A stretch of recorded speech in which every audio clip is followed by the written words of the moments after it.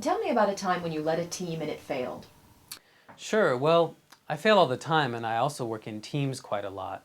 What I mean by I fail all the time is I was raised as a skier. I could ski the same time I could walk, and my coaches used to always tell me if I wasn't falling down, I wasn't learning. So I like to always push myself.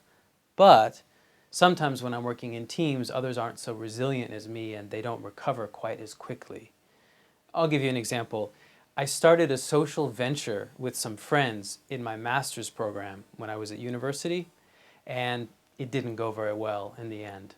What exactly were you studying in your master's program?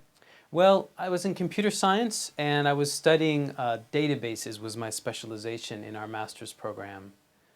Things related to something called the semantic web, which is an aspect of database design and delivery. So, what was the idea that you had?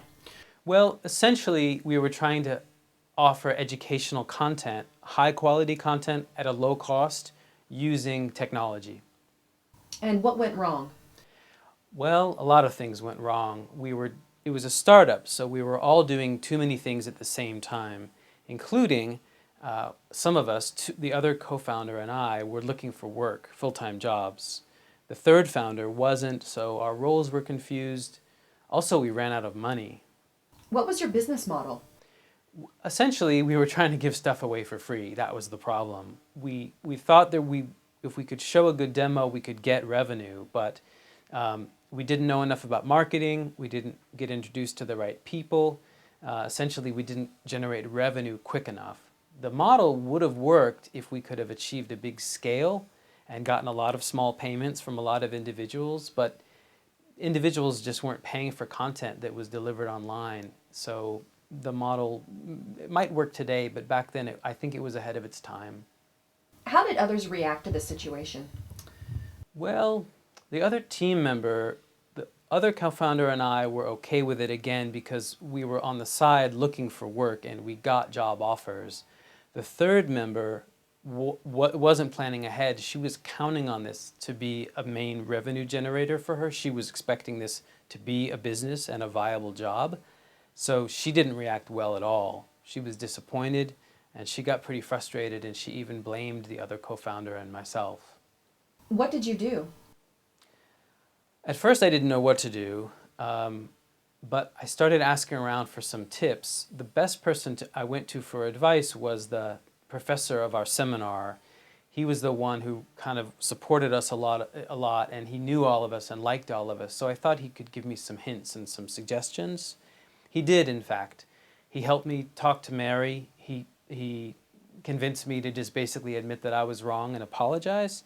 And best of all, he introduced us to another company, a different social venture that in the end was able to help her out.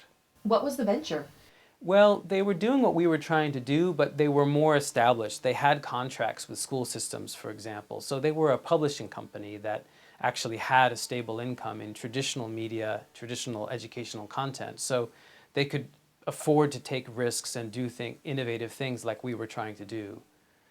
They had a viable business, basically. What did you learn from this situation?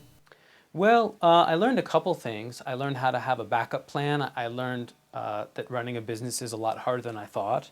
And most of all, I learned communication skills. I learned how to admit I was wrong, and I learned how to try to help someone else recover when things didn't go as we had planned. So I would say, in a sense, I learned how to communicate more effectively.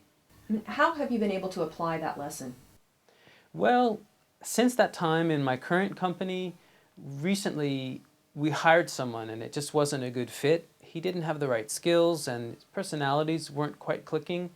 We knew this early on, and because I knew how to communicate every step of the way, I was able to really convey that message to him in a way that he could understand and appreciate. And again, best of all, I could help him find a better job at a different company where his skills and personality were just simply a better match for the team. So in the end, it worked out better for everyone.